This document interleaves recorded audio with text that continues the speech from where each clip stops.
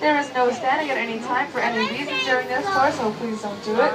This goes especially for children. They must be in a seat or on a lap. They cannot stand on your laps. There's also no eating, drinking, or smoking during this tour, although water is always permitted. And I ask you to please keep all body parts inside the monorail car at all times. Then we begin our tour by crossing over the Bronx River. It is approximately 22 miles long. It is the only freshwater river here in New York City. It's also habitats of various migrating birds, ducks, turtles, fish, and geese, as well as a pair of beavers named Jose and Justin Bieber. As we come to the Spurs River, we're going to have two deer species. We have the spotted axis deer. They are one of the few deer species to retain their spots for their entire lives. Most other deer lose them as they mature, and they've exhibited them here at the Bronx Zoo since 1899 when we first opened our doors. Further on to the right, we also have a small antelope with a white underbelly. That is the black buck antelope, the smallest antelope species in Asia. They only stand at about 3 feet tall at full maturity, and they're sexually dimorphic, which means males and females are different from each other. Males have a chocolate brown coat and long spiral horns, while females have a lighter tan coat and no horns. And finally, we should have the honey-colored Barrasinga deer. The Barrasinga deer get their name because the word Barrasinga in the Hindi language means 12 tiny or horn, a reference to the male's antlers and taken have of 12 to 14 horns at full maturity. They are also known as a swamp deer because they have serrated hooves that allow them to easily get around in a swampy environment. And as you guys take a look off to your right, you're going to notice a pair of exhibit huts. Nobody's home, but these huts do tell an important conservation story about our Barrasinga deer, who was known by less than 100 in the early 1970s.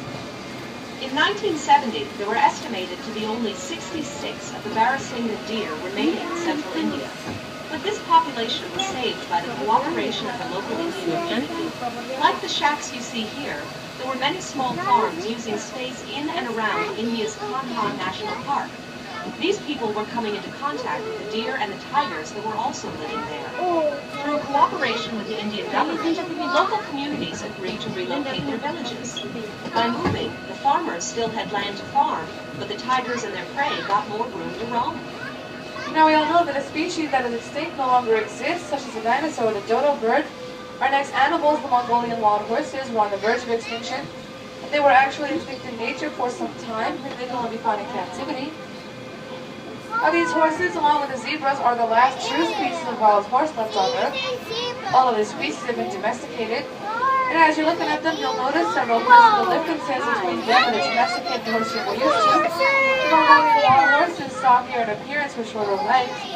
And they also have an erected mane that's missing the forelock, which is the piece of hair that falls over a domesticated horse's forehead, making it look like these horses are rocking the mohawk hairstyle. There are also several genetic differences between the two, although I can't actually show those to you, so just take my word for it. Captive breeding of the Mongolian wild horse began in 1901 with a herd of just 28 animals, which goes to show how close they really were to extinction. The Bronx Zoo received its first herd in 1902 and they maintained it ever since. And I'm very happy to say that there have actually been some successful reintroduction efforts of these horses in stagnated Mongolia as well as in parts of China, with herds pulled from North American and Asian zoos. Now the history of these horses goes back very far, and I happen to think it's quite interesting. And luckily for you guys, I have some of that history right here with me.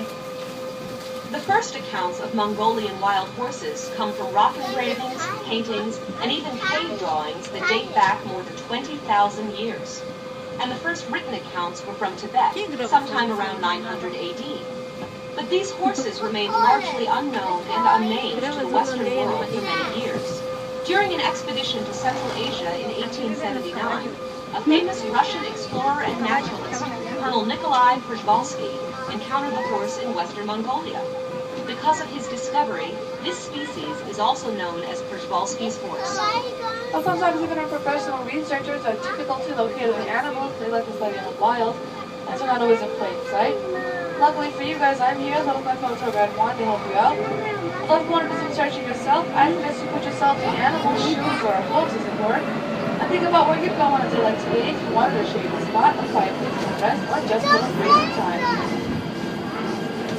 Now, as we come to this next exhibit, we're going to want to look out for two endangered species, the cowboy and the brown-eyed deer. On the left, we have our herd of brown-eyed deer. The brown-eyed deer get their name because the males have antlers that go from their foreheads up and over to resemble giant eyebrows. Although I wouldn't straight myself looking for any eyebrows because it's a ladies' out today.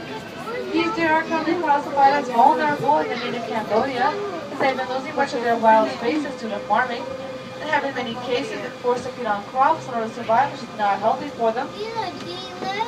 Further off to the right, we also have our herd of gaur. The gaur are the world's largest species of wild cattle. They can stand up to 6 feet tall at the shoulders, be 10 feet long, and they can even weigh over 2,000 pounds, which is the size of a small car. With their impressive size as well as their impressive horns, a gaur can take on just about any predator, including a tiger. What threatens these large animals from loss of their natural habitat due to farming, as well as diseases they can get from domesticated cattle. Now as you're looking at them, you'll notice one is larger than the rest of the darker and shinier coat. That's our alpha male. His name is Eddie Gower, and he is the proud father of 12 cats here at the Bronx Zoo. Several of them were on display today, and one of which was born just a few weeks ago. So be sure to keep an eye out for that baby Gower.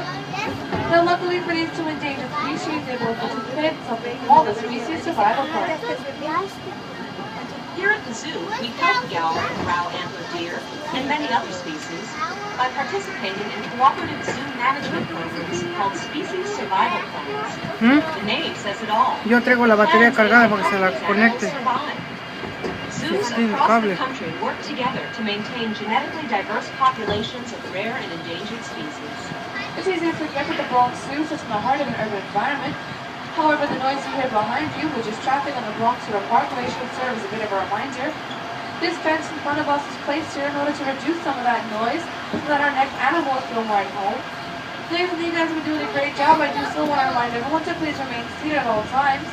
That's especially important this next exhibit because we're going to be on the lookout for Anakin, our 5-year-old 350-pound male Siberian tiger. Tigers spread excellent camouflage in the wild, and they're so secretive that often professional researchers will have difficulty spotting them. Sometimes even us tour guides have difficulty spotting our tigers. We're not going to have that problem today. If you guys just take a look straight ahead to the back of the exhibit once tourists have entered, you'll see Anakin walking along the back fence line. A tiger stripes are interesting because no two tigers have the same stripe pattern. They serve the same purpose as fingerprints on a human. This is what scientists use to identify as well as differentiate them. They also have a very large appetite. They prefer to feed on wild pig and medium-sized deer, and they'll typically gorge themselves on a fresh kill, eating up to 40 pounds of meat in one sitting. If that doesn't sound like a lot of meat to you, just know that that's the equivalent of 160 hamburgers. After a meal of that size, a tiger will usually not eat again for several days, which I completely understand. Now, tigers are typically solitary animals, meaning adults go in the wild, which is why we only have one on exhibit here at a time, as we wouldn't want them fighting each other for territory. They're also highly endangered, less than 3,000 of them remain, only a third of those breeding females. However, in 2006, we partnered up with an organization called Panthera, and they've been working to increase tiger populations by 50% over a period of 10 years. If you want to see some more tigers, head over to Tiger Mountain. There we have some more on display. And while you're there, you might even get a chance to see some tiger cubs, as we do exhibit them in family groups. Then we're going to be entering the back end of the first exhibit that we passed, and once we do, we're going to see some of India's national bird, the peafowl. Did you know that all of the males are called peacocks, the females are called peahens? And when two peafowl love each other very much, they get together and make little baby pea chicks. Now the males are the ones with the long, beautiful back feathers and blue necks, which they'll use to attract a mate during the mating season. We're currently in their mating season, and hatching has begun, so be sure to keep an eye out for those some baby pea chicks. I saw some last week, so I know they're out there. And if you guys see a male with his feathers still attached, you should probably feel bad for him. This is because he has been unsuccessful in his attempts to mate. Whenever a peacock successfully mates, he will lose those back feathers, which is what the white stitches on the grass were, but he'll regrow them in time for next year's mating season. Now what I want you guys to do is to picture a wild pig with tusks that go from its snout up and back toward its eyes.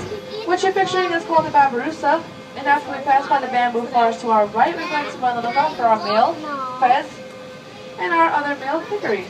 Let's see if we can't spot Fez as we come to this first exhibit. It looks like we will. He's currently snacking on some hay in front of the box.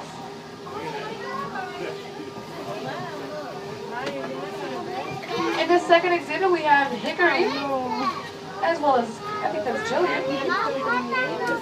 How did Babirusa get their name? Because the word Babirusa in the Malay language means pig deer, as some people thought that those tusks resembled the antlers of a deer. Now, we often have difficulty spotting our Babirusa, but I promise you we should have no trouble spotting our next animals, because here we have Patty and Maxine, our Asian elephants. They're always to the right and the back of their exhibit. Elephants are the largest land mammals, but unfortunately they're becoming one of the rarest. Scientists estimate there may only be 25 to 33,000 left in the wild as they are continually poached their ivory tusks. Now Patty and Maxine here are the best of friends. They do everything together, which means you'll never see one on exhibit without the other. They're both in their mid-40s, and elephants in the wild can live to be in their 60s, which is incredibly impressive for a wild animal. But don't let their wrinkles fool you. They're incredibly pampered here at the zoo. They get baths and pedicures twice every single week, which is certainly more pedicures than I get. They also have their very own elephant-sized pool, which they only go in when it rains for some reason. An elephant-sized back scratcher. And they each weigh about 10,000 pounds, a weight they maintain by eating about 200 pounds of hay each day, as well as drinking 60 gallons of water, and consuming an assortment of fruits and vegetables. They both have amazing trunks. They have over 40,000 muscles in those trunks, which is more than you and I have in our entire bodies, and they can use them to rip a small tree from the ground with enormous force, or to delicately pick up an egg without cracking the shell due to a finger-like extension at the bottom. Now to say goodbye to Patty and Maxine, we're going to say hello to our next lovely lady, and that's Callie, our Indian rhino. If you guys take a look all the way to your right, follow the fence line as it bends inward toward the right, you'll see a pond made of mud, or a mud waddle as we call it, and what appears to be a large rock with flattened ears. That's Callie. She's currently taking a mud bath right now because, contrary to popular belief, rhinos do not have armor-plated skin. Their skin is actually very thin and sensitive. It's just when it's old. So what a rhino do to protect itself is exactly what Callie's doing right now. And they'll roll around in a mud wallow for about 18 hours a day to give themselves a nice healthy coat of mud. That mud will then serve as a natural protector from sunlight and bug bites, much like our own sunblock and fog repellent does for us. Now Callie was born right here in the Bronx Zoo in 1986, just a couple of years after the monument first opened. We currently care for 9 rhinos here at the zoo, and we've had 11 successful births, the last one in the summer of 2013. But don't take this to mean that breeding our herd has been easy. It's actually been a huge challenge. This is because the female rhinoceros is pregnant for 16 months. And after being pregnant for nearly a year and a half, she'll give birth to